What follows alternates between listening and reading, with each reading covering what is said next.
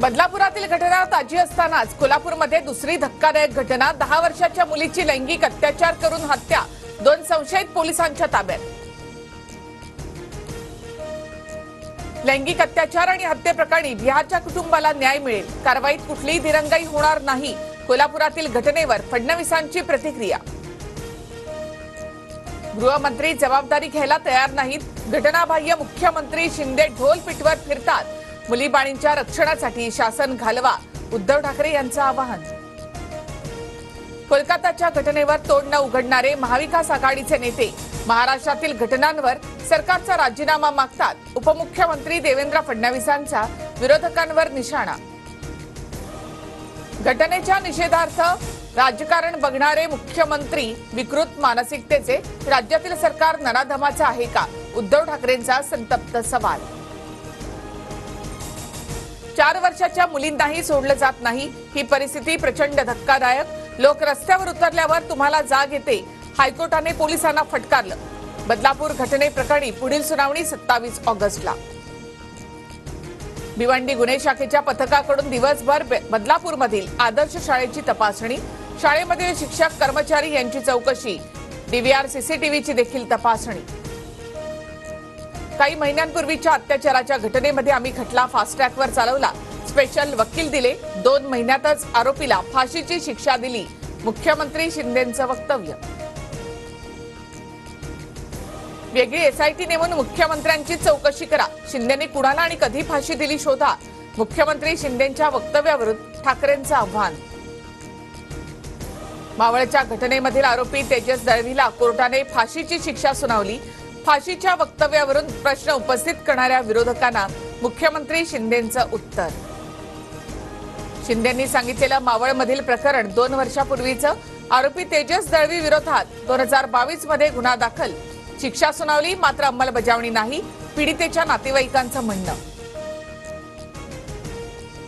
बदलापूर घटनेमधील आरोपीला सोडणार नाही, मात्र अशा घटनांवर राजकारण करणं संवेदनहीनता।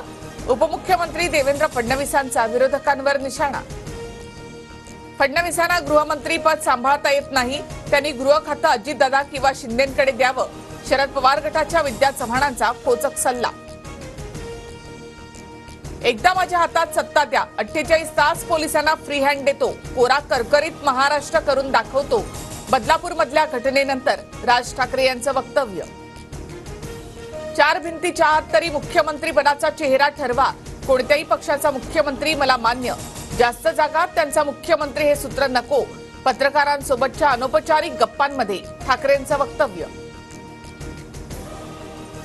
25 तारखेची एमपीएससीची परीक्षा पुढे ढकलली, परीक्षेची नवीन तारीख लवकरच जाहीर केली जाणार। आयोगाची माहिती, परीक्षा पुढे ढकलल्यामुळे विद्यार्थ्यांना दिलासा।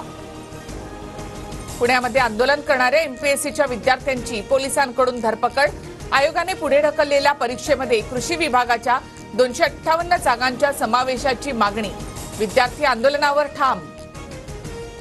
विरोधी पक्षाच्या नेत्यांकडून एमपीएससीच्या विद्यार्थ्यांना जाणीवपूर्वक भडकावण्याचं काम, पुण्यातील आंदोलनावरून अजित पवारांचा विरोधकांवर आरोप।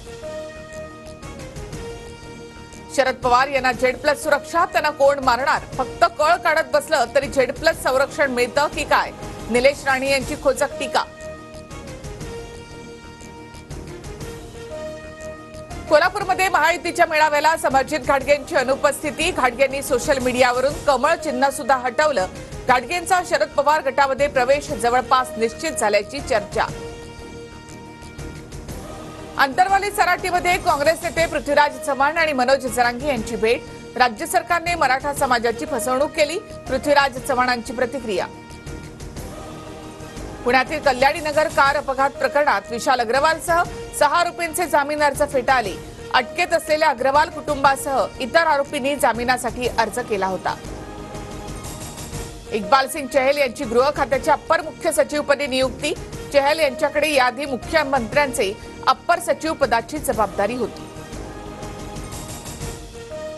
गुन्ह्यानंतर 18 तासांनी क्राईम सीन सुरक्षित करण्यात आला, हे अस्वस्थ करणारं, सीबीआयनं तपास करावा। कोलकाता घटनेप्रकरणी सर्वोच्च न्यायालयाचं निरीक्षण, पुढील सुनावणी 5 सप्टेंबरला।